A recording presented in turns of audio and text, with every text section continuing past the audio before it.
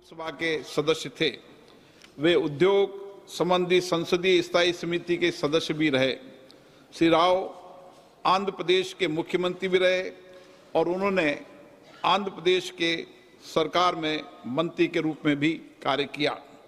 श्री नादेंद्र भास्कर राव का निधन 90 वर्ष की आयु में 22 अप्रैल 2026 को हैदराबाद, तेलंगाना में हुआ।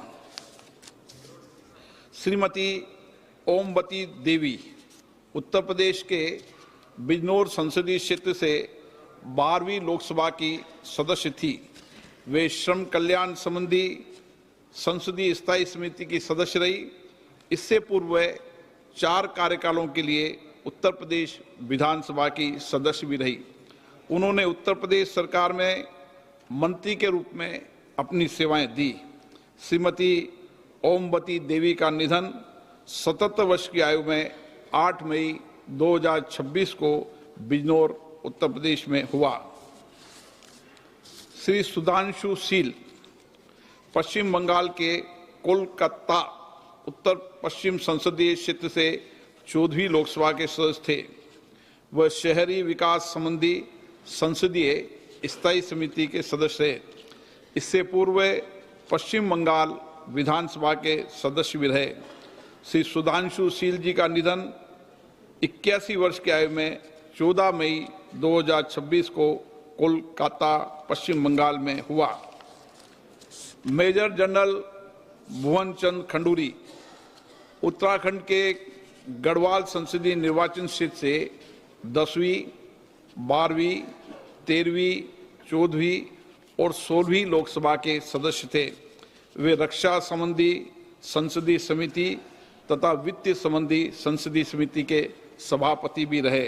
वह अन्य कई संसदीय समितियों में भी अपनी सेवाएं दी। उन्होंने सड़क परिवहन, राजमार्ग मंत्री तथा शहरी विकास, गरीबी उपशमन मंत्री के रूप में भी अपनी सेवाएं दी।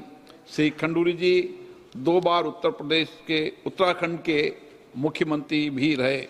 मेजर जनरल भुवन चंद खंडूरी जी का निधन 91 वर्ष की आयु में 19 मई 2026 को देहरादून, उत्तराखंड में हुआ। श्री केपी धन पालन केरल के चालाकुंडी संसदीय निर्वाचन क्षेत्र से 15वीं लोकसभा के सदस्य थे। वे वाणिज्य संबंधी संसदीय समिति के सदस्य तथा कंप्यूटर के प्रावधान संबंधी संसदीय समिति के सदस्य भी रहे। श्री केपी धनपालन का निधन 76 वर्ष की आयु में 30 मई 2026 को एर्नाकुलम, केरल में हुआ। श्री प्यारेलाल संगवार उत्तर प्रदेश के घाटमपुर संसदीय निर्वाचन क्षेत्र से 13वीं लोकसभा के सदस्य थे।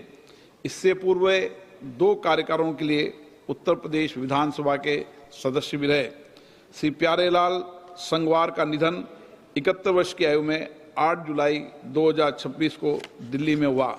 सभा अपने 6 पूर्व साथियों के निधन पर गहरा शोक व्यक्त करती है और शोक संतप्त परिवारों के प्रति संवेदना व्यक्त करती है। माननीय सदस्यगण, मुझे अत्यंत दुख के साथ सभा को कतर के फादर अमीर महामहिम शेख अहमद बिन खलीफा अल थानी के निधन के बारे में भी सूचित करना है।